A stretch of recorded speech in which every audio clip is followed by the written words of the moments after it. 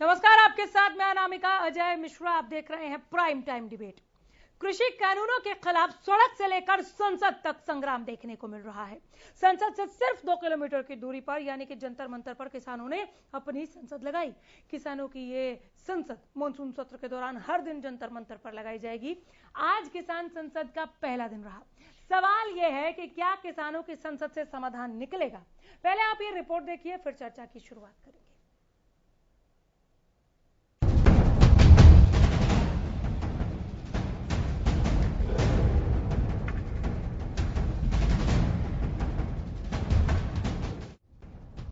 करीब 8 महीने तक दिल्ली के अलग अलग इलाकों में आंदोलन करने के बाद अब किसानों ने दिल्ली कूच किया है। जंतर मंतर पर किसानों ने गुरुवार से किसानों की संसद की शुरुआत की। जब तक संसद का मानसून सत्र चलेगा तब तक किसानों की यह संसद भी चलेगी। किसान इस संसद के जरिए जहां कृषि कानूनों का विरोध करेंगे तो वहीं विपक्ष पर सदन में किसानों का मुद्दा उठाने के लिए दबाव बनाएंगे। गुरुवार को संसद में किसानों के मुद्दे पर हंगामा भी हुआ।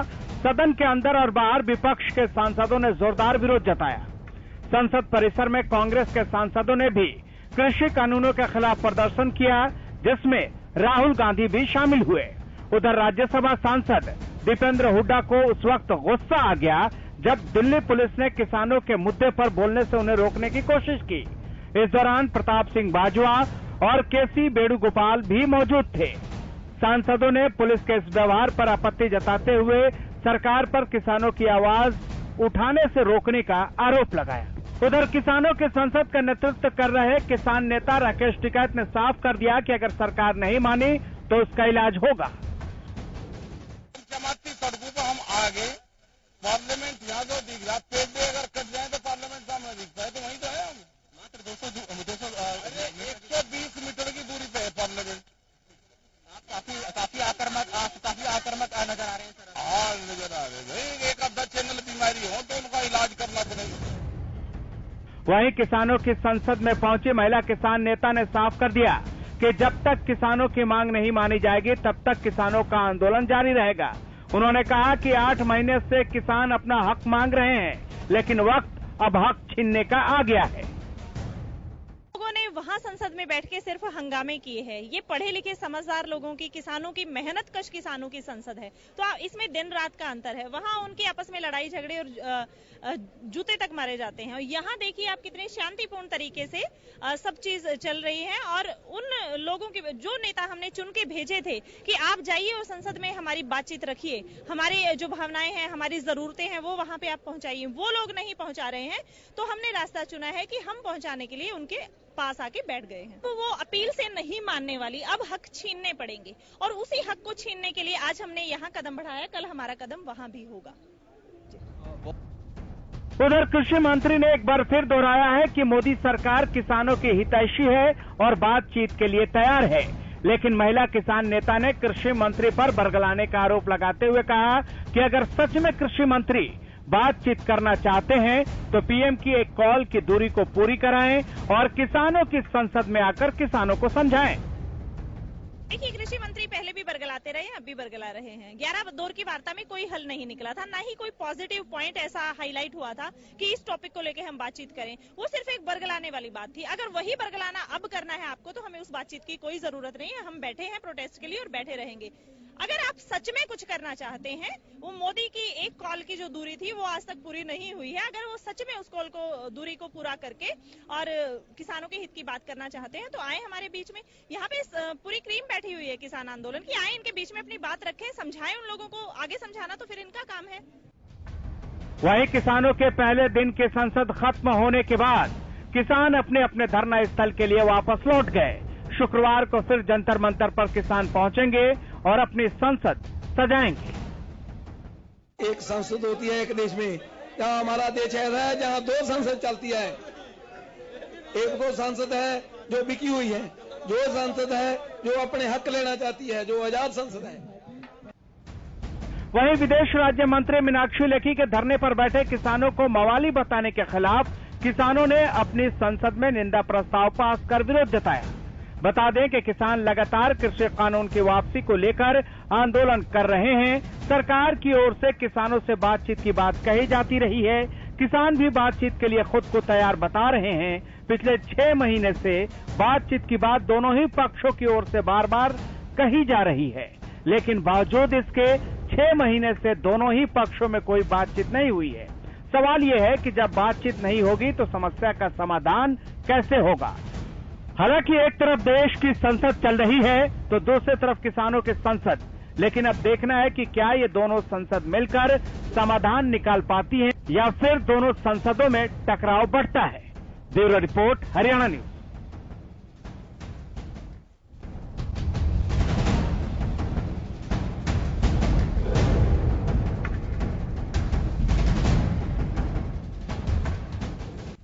तो संसद में सवाल, सड़क पर बवाल, क्या निकलेगा अब इस आंदोलन का समाधान? आइए पैनल से मिलवाते हैं और इस सवाल का जवाब ढूंढते हैं।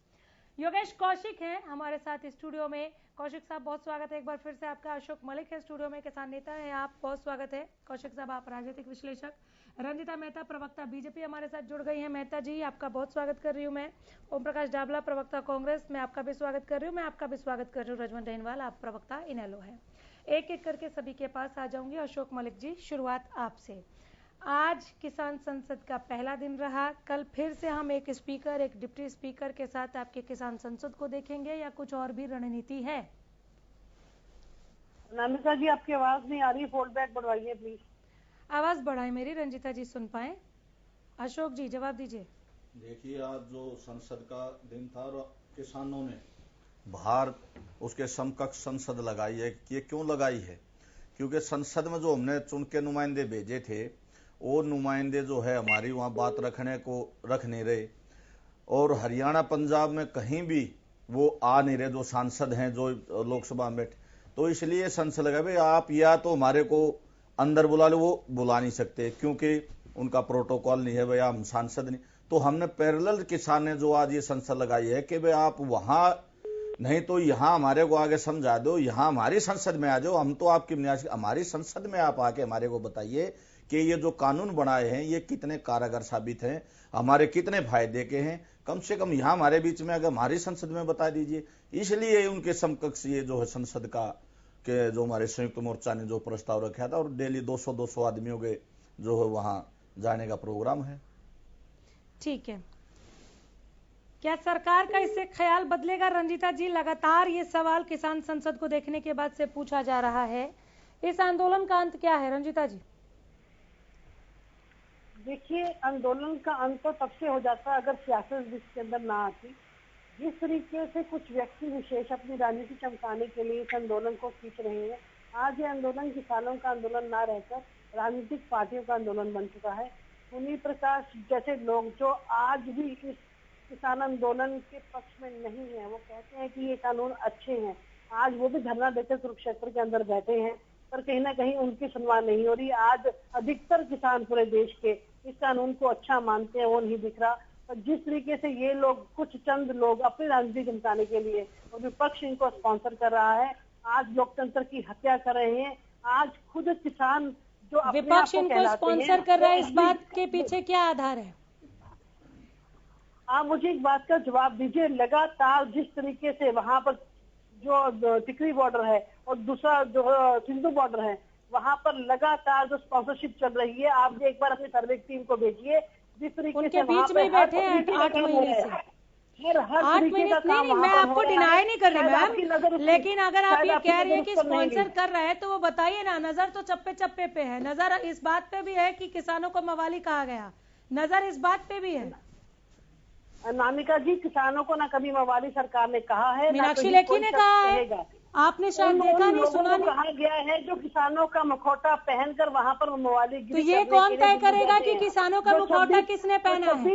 आंदोलनकारी किसानों को कहा है उन्होंने आंदोलनकारी किसानों के लिए कहा कि ये आंदोलनकारी किसान नहीं है, ये मवाली है। और मुखौटा वाली बात ही चलिए आपकी मान लेती हूँ, ये कौन तय करेगा कि किसने मुखौटा पहना है?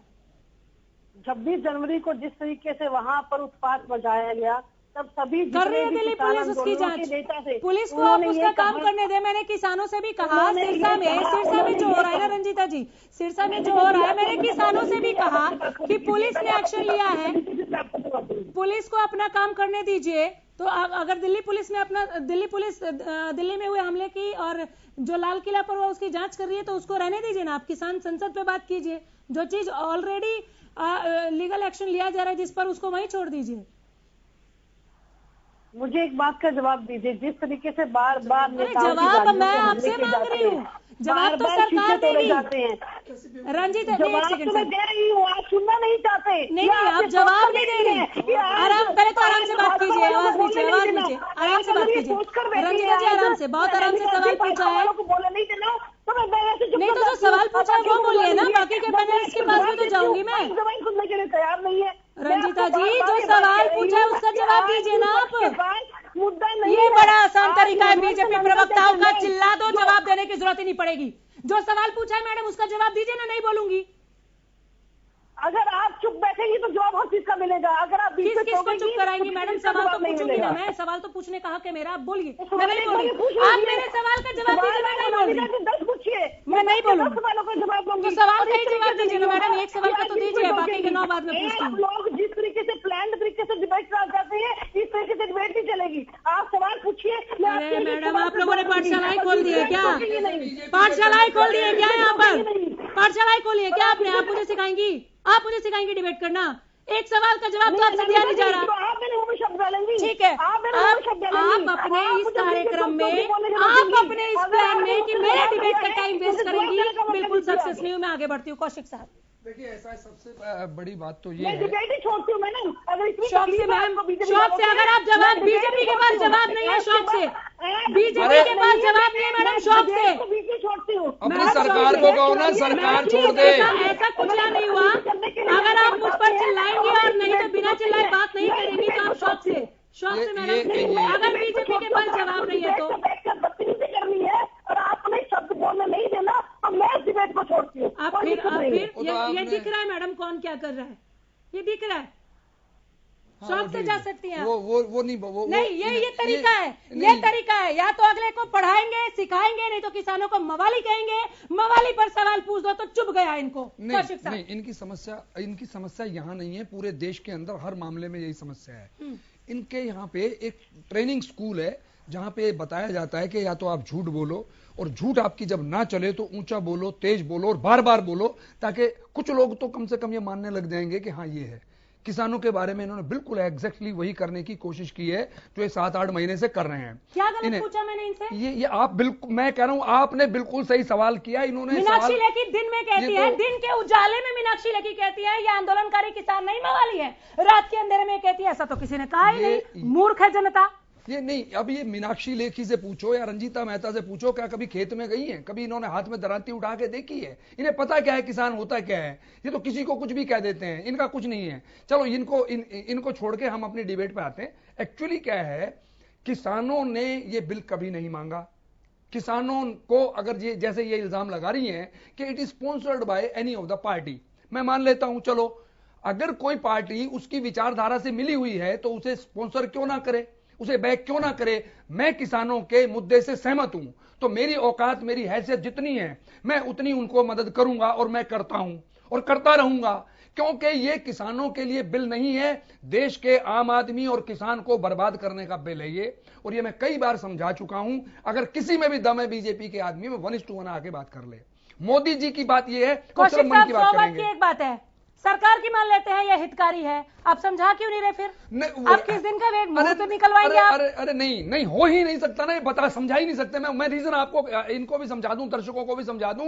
ये बिल किसानों के लिए नहीं है, ये बिल इन अदानी और अंबानी के लिए है, उनको असिस्ट करने के लिए है, उनको छूट दी गई है इस बिल के अंदर, और उनके नतीजे इतने भयंकर होंगे जो कि हो गए हैं। मैं एक एक चीज का बता सकता हूं कि 1 साल बिल अभी लागू भी नहीं हुआ, उस पर स्टे कर दिया सुप्रीम कोर्ट ने, उसके बावजूद हर खाद्य पदार्थ की कीमत बढ़ गई है। आप चेक करा लीजिए, जो सरसों का तेल 80-85 रुपए किलो था, 250-200 रुपए किलो हो गया है। ये अदानी फॉर्चून कंपनी जो है वह अदानी की कंपनी है, और कल को जब ये होल्डिंग करेंगे किसी भी चीज की, उसके रेट ये लोग डिसाइड करेंगे। जैसे अभी तेल के रेट में क्या कह देती है सरकार, 2 मिनट में कह देती है कि तेल के रेट तो हमारा कोई लेना देना है ही नहीं, फिर बाद में खाद्य पदार्थ का भी लेना देना इनका होगा नहीं, कहेंगे ना तो हम खरीदते हैं ना हम देते हैं, क्योंकि अल्टीमेटली ये क्या करने जा रहे हैं, जो पीडीएस सिस्टम है जिसके थ्रू गरीब लोगों के अंदर वो अनाज बांटा जाता है वो खत्म करने जा रहे हैं ये लोग। और ये क्या करेंगे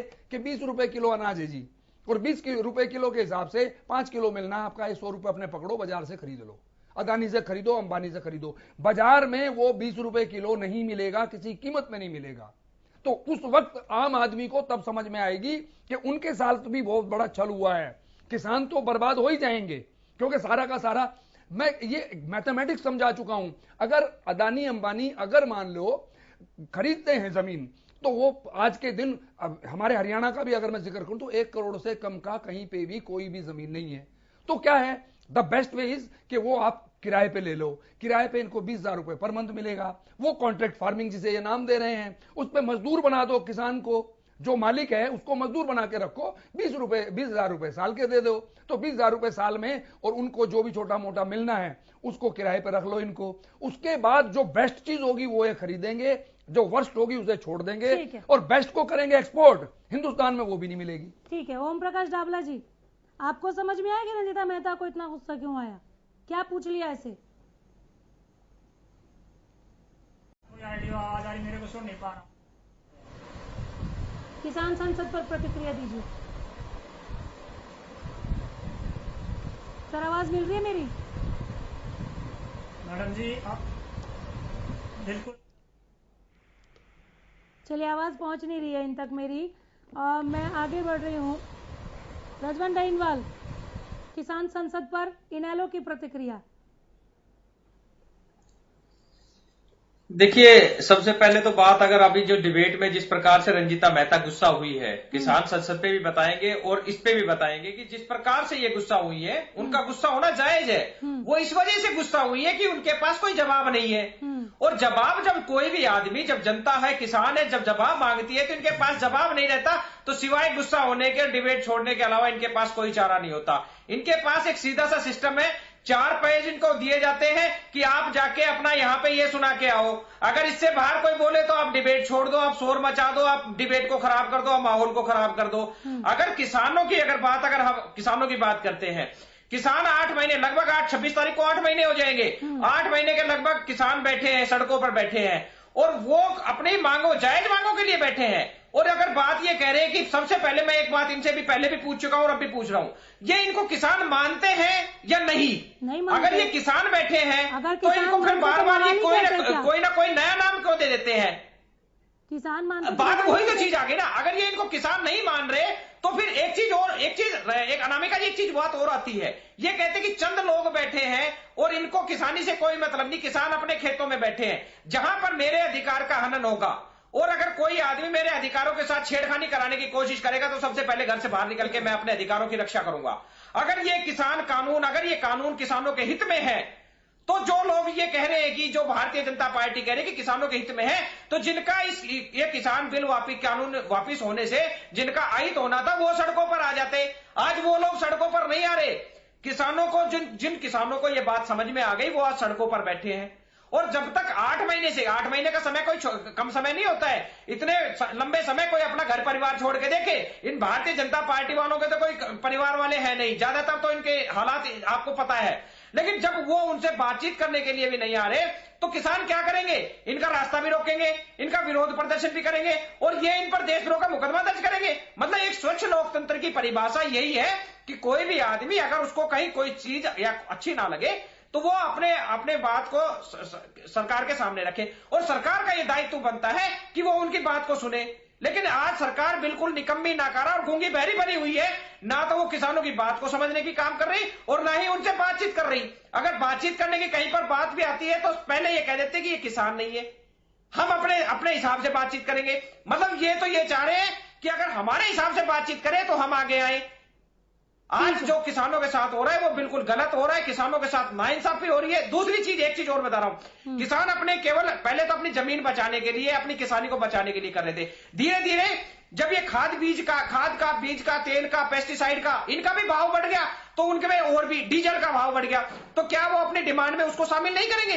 अगर वो इन चीजों की मांग करते हैं तो कहते हैं कि ये तो बैठे किसी चीज के लिए थे, अब डिमांड और कुछ कर रहे हैं। अरे मेरे भाई, बात डिमांड की नहीं है, बात उस किसानी को बचाने के लिए है। अगर पेट्रोल डीजल का दाम बढ़ता है, डीजल का दाम बढ़ता है तो उससे किसान को भी नुकसान होता है, पेस्टिसाइड का दाम बढ़ता है तो उसको किसान का नुकसान होता है, खाद बीज का दाम बढ़ता है तो उससे भी किसान को नुकसान होता है। तो वो ये उनकी जायज मांग है और सरकार को इनकी जायज मांगों को सुनना चाहिए, उनको स्वीकार करना चाहिए। ओम प्रकाश डावला जी, सुन पा रहे क्या आप मुझे?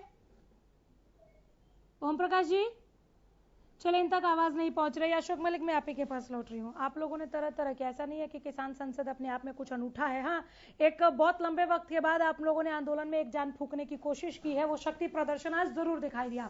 22 सांसद आपके बीच में भी आए, आपके पास पहुंचे आपको सपोर्ट करने के लिए, जब आप लोग वहां पर धरना दे रहे थे और अपनी किसान संसद चला रहे थे।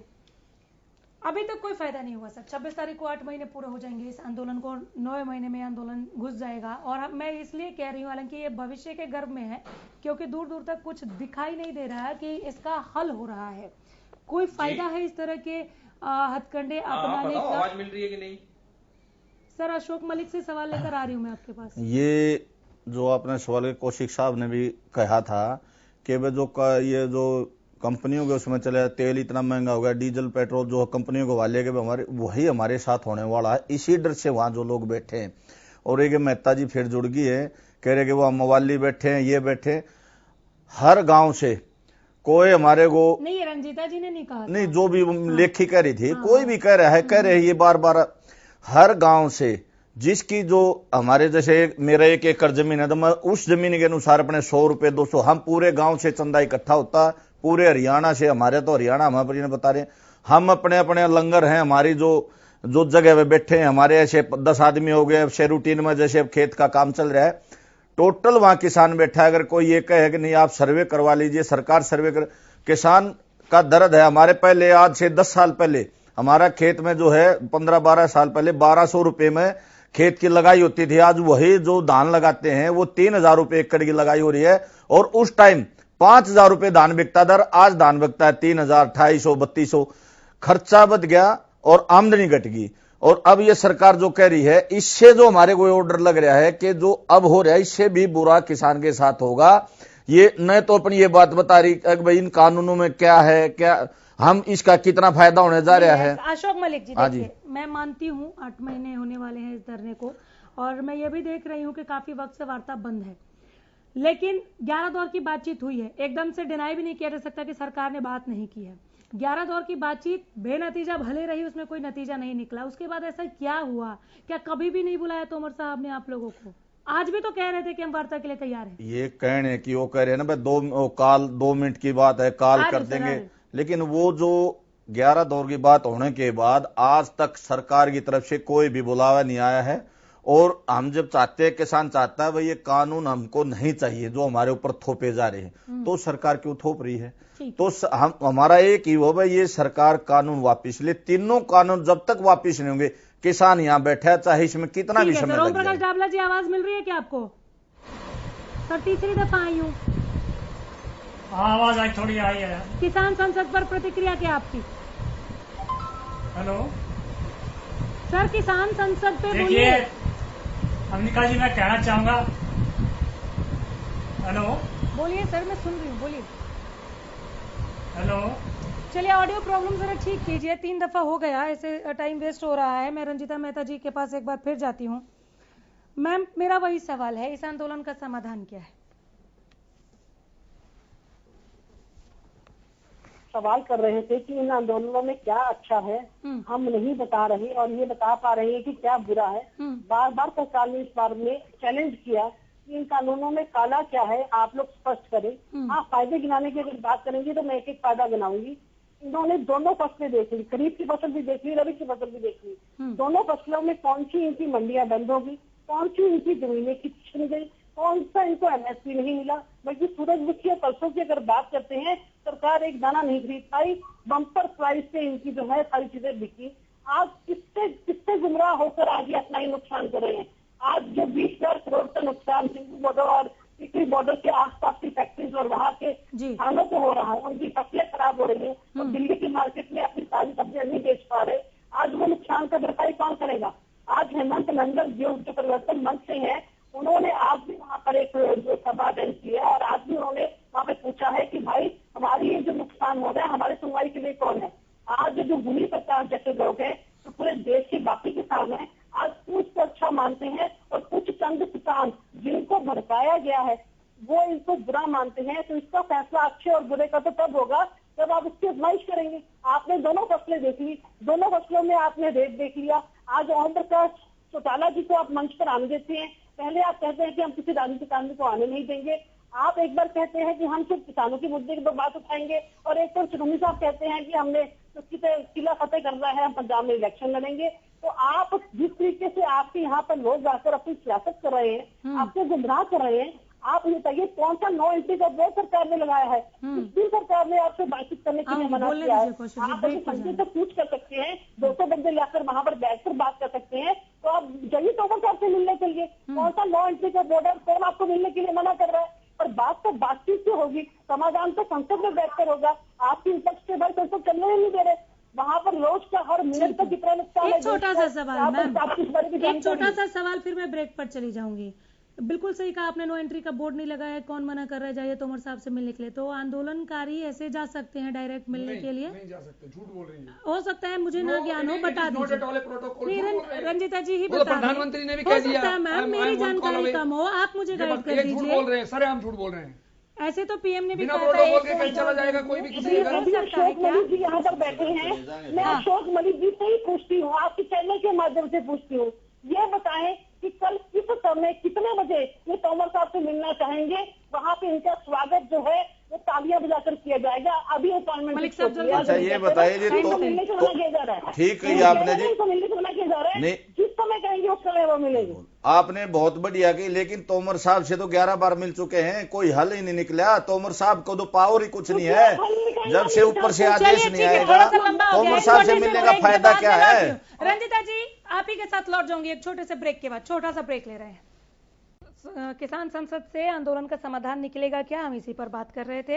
रंजिता जी मैंने कहा था आपके साथ लौटूंगी, आप ही के साथ लौट गई। आप अशोक मलिक से कुछ सवाल पूछ रही थी, कल की कोई मीटिंग सेट करवा रही हैं शायद आप किसानों की? मैं ये जानना चाहती हूँ अनामिका जी, ये कह रही है कि हमें ऐसे कौन मिलने देगा। मैं आपके चैनल के माध्यम से ही सारे किसान भाइयों को जो मिलना चाहते हैं तोमर साहब से, अपनी बातचीत करना चाहते हैं, इन चीजों को समाधान निकालना चाहते हैं, ये बताएं कितने बजे मिलेंगे और कितने लोगों का डेलीगेशन जाके मिलेगा? बताइए इससे बड़ा दिल क्या दिखाएगी बीजेपी? अशोक मलिक जी बहुत बढ़िया कहा जी आपने। तोमर जी से तो 11 बार मिल लिए, आपके अगर पावर हो प्रधानमंत्री जी से मिलवाइए, बात करवाइए, जिसने जो करना है प्रधान मानना तो प्रधानमंत्री ने करना प्रधानमंत्री ने है, या गृह मंत्री से मिलवाइए। तोमर से तो कभी मिल लेंगे, मिलवा दोगे आप तोमर से, तो उससे तो हल नहीं निकला ना। तोमर का क्या फायदा, 11 दौर की वार्ता होगी, कोई फायदा ही नहीं निकला।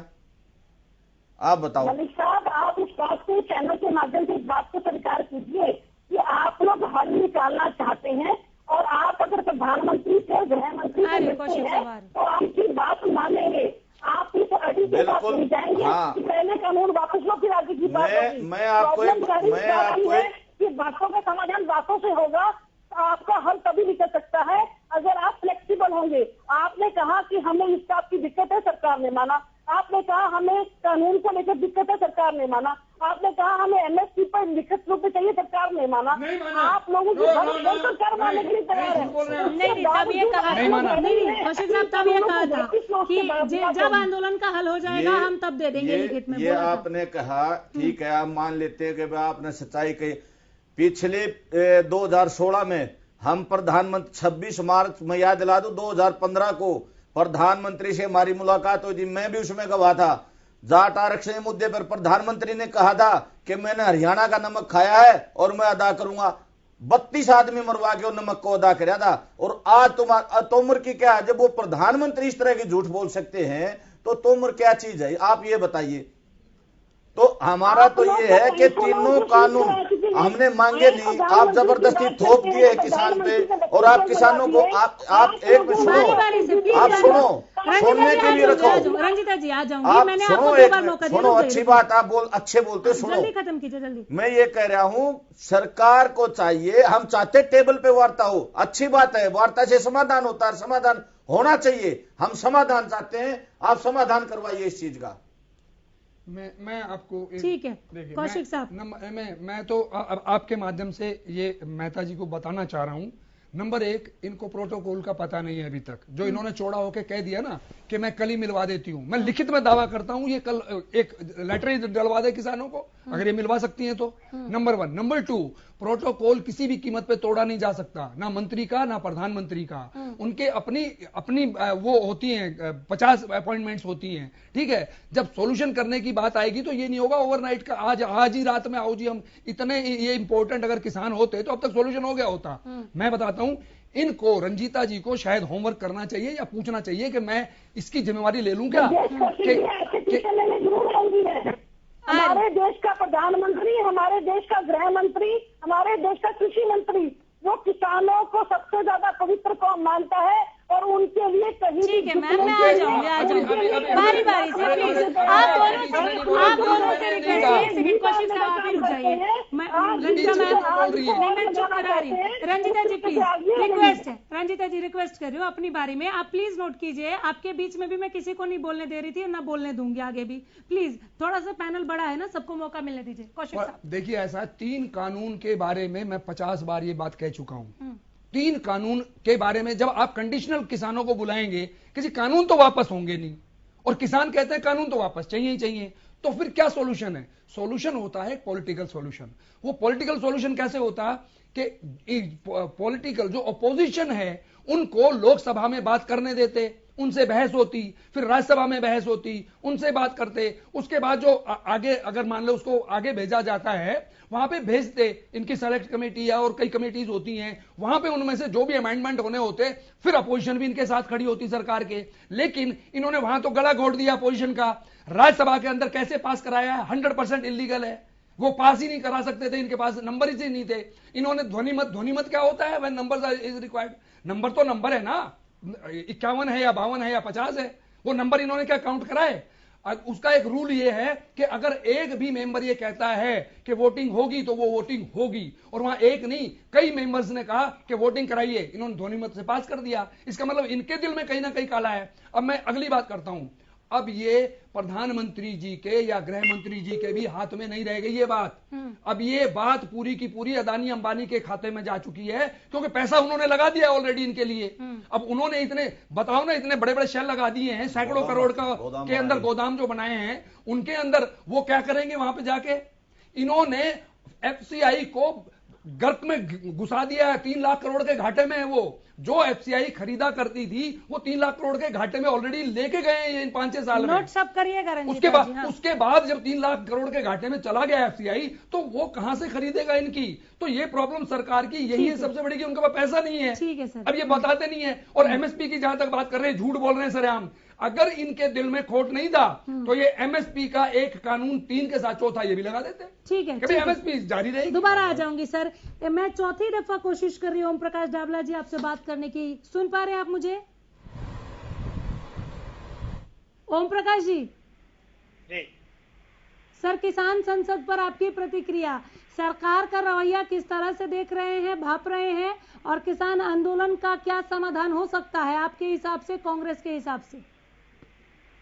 देखिए, ये तो सरकार ने मान लिया है कि किसान है, इसलिए आज उन्होंने जंतर मंतर पर प्रदर्शन करने की, अपनी संसद लगाने की परमिशन दी है। किसान पिछले 8 महीनों से संघर्ष कर रहा था कि हम अपनी बात को संसद के सामने वहां जाकर के रखें, ताकि देश के सारे जितने भी सांसद है, पूरी दुनिया देखे कि किसान अपनी जायज मांगों को लेकर के संघर्ष कर रहे हैं। और आज जब सांसद, जो अपोजिशन के सांसद है, संसद में किसानों की बात रखने चाहते हैं तो उनको बात नहीं रखने देते। जब बाहर बात रखने के लिए बात आती है तो बाहर भी पुलिस लगा दी जाती है, सांसदों को बाहर भी नहीं बोलने जाती। तो हमें और कहते हैं कि हम किसानों से बात करने के लिए तैयार हैं। अगर ये किसानों से सच्चे हित में बात करने के लिए तैयार है तो समाधान क्यों नहीं कर रहे? समाधान लेके आए, फिर किसानों के साथ बात करें। समाधान तो करेंगे नहीं और किसानों से बात करेंगे। आज प्रधानमंत्री किसानों से सिर्फ 1 फोन की दूरी पर है। आज किसान संसद के वहां जा रहे हैं तो क्यों नहीं प्रधानमंत्री आके किसानों से बात कर रहा है, समाधान की बात कर रहा है? तो इन्होंने समाधान की बात करनी चाहिए। इनके पास कोई पॉलिसी नहीं है, सिर्फ इन्होंने अंबानी और अडानी की बातों पर चलना है। किसानों के समाधान के लिए इन्होंने कुछ नहीं करना है, सिर्फ इन्होंने बरगलाना है और किसानों को बरगला करके सिर्फ इन्हें डांटना चाहते हैं और किसानों को बदनाम करना चाहते हैं। आज इनके जो एमपी है वो भी किसानों को मवाली बोल रहे हैं, कभी किसानों को कुछ बोल रहे हैं। ठीक है राजवन यही कहना है तक जाने रही है। एक सवाल पूछ लीजिए इनसे, ये कानूनों की सिफारिश किसानों के साथ बात करनी चाहिए। उनसे जवाब मांग रहे हो, सरकार आप चला रहे हो। कोई बात नहीं, एक सवाल पूछने दीजिए, कोई बात नहीं। रंजीता जी क्या पूछ रही थी आप? इनसे ये पूछिए कि इन कानूनों की सिफारिश सबसे पहले किस सरकार ने किस साल में की थी? ये कानून बने, ये कानून नहीं थे। ये बरकराओ मत, लोगों को झूठ मत बोलो, कानून ये नहीं थे। ये होते तो वो साथ खड़े होते आपके। चलिए ठीक है, आप बहस करवाते, बहस में उनको कहते हैं कि आपने कानून पास कराएंगे। रंजीता जी आप झूठ बोलने के आदी हैं, इसलिए बोलना पड़ता है बीच में। आपकी भी आदत, आप सबके बीच में बोलती है। आप लोग रुके। रंजीता जी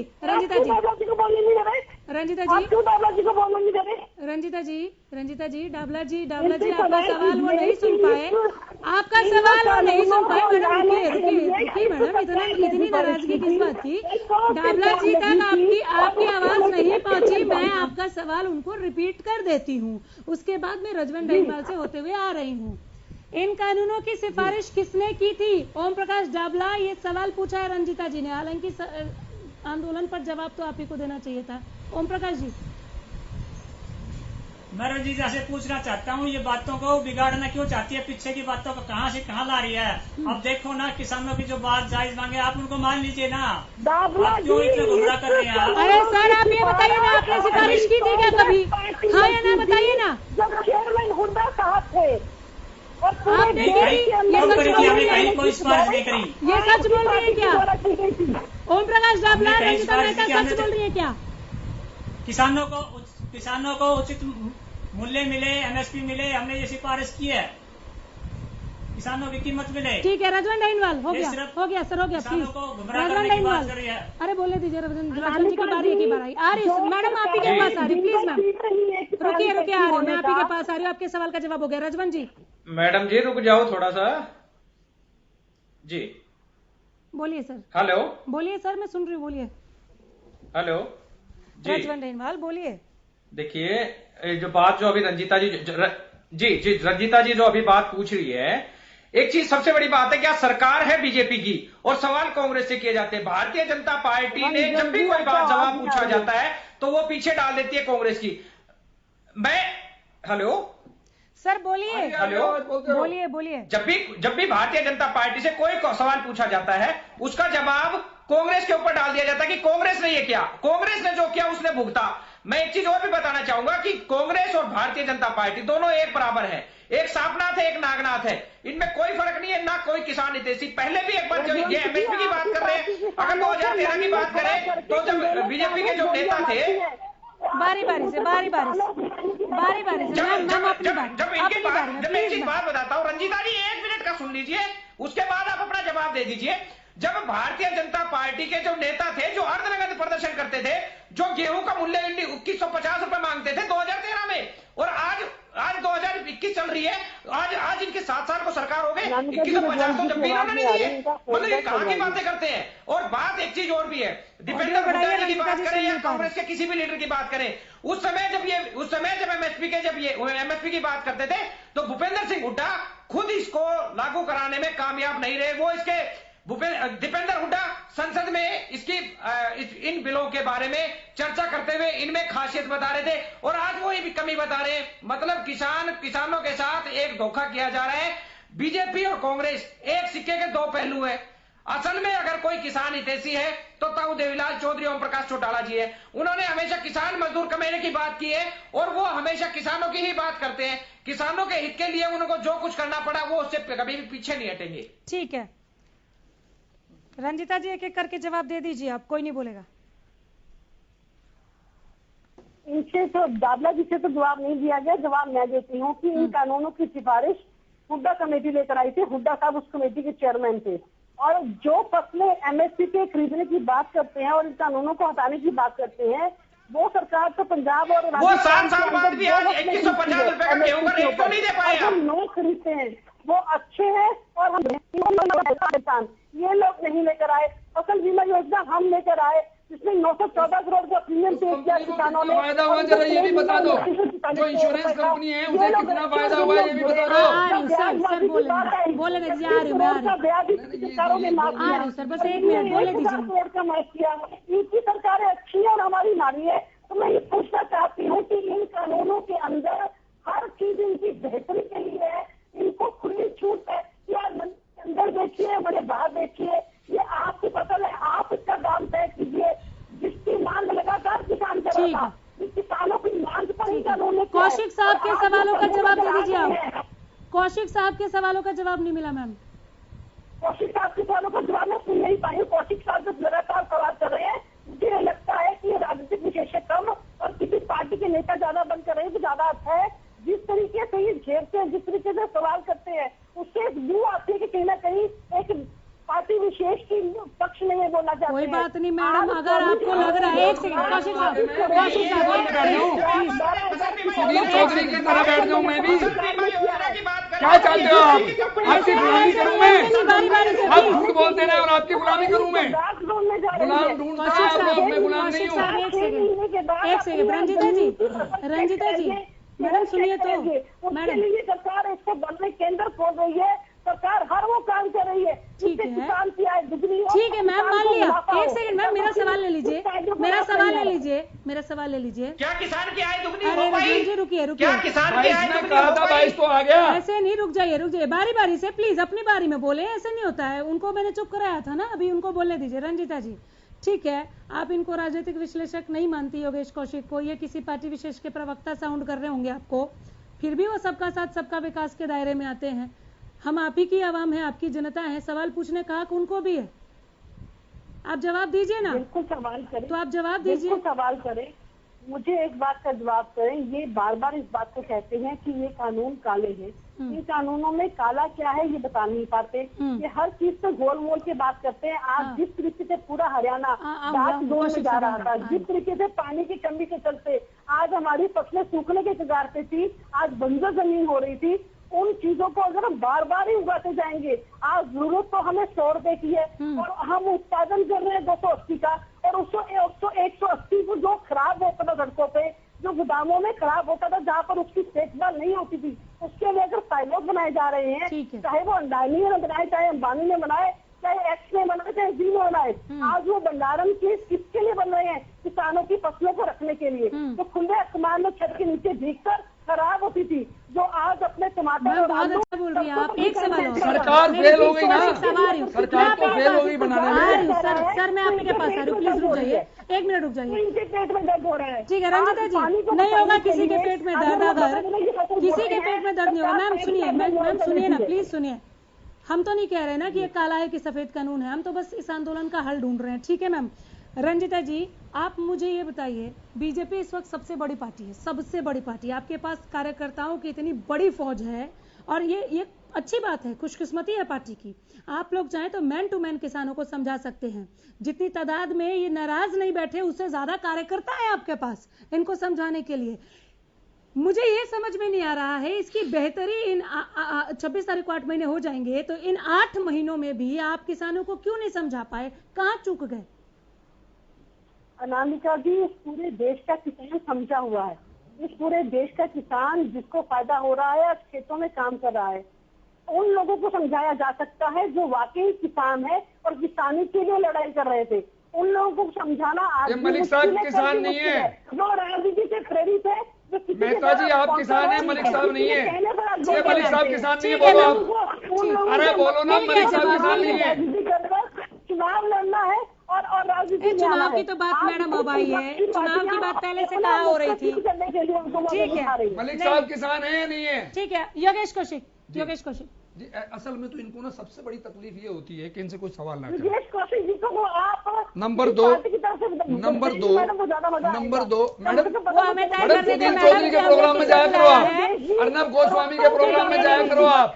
आप गोदी मीडिया के प्रोग्राम में जाया करो, यहाँ आपको जवाब देना पड़ेगा और मैं सवाल पूछूंगा। मैं सवाल पूछूंगा। मैं भी जनता हूँ, मैं भी इस देश का वोटर हूँ, मैं भी इस देश का नागरिक हूँ, मेरा हक है, मेरा अधिकार है सर। जो भी सरकार होगी उससे सवाल करना मेरा अधिकार है। किसी के भी अधिकारों का हनन हो रहा होगा, आवाज उठाना मेरा अधिकार है। आई समझ में? आप पहले तो ये कह दीजिए कि मलिक साहब किसान नहीं है।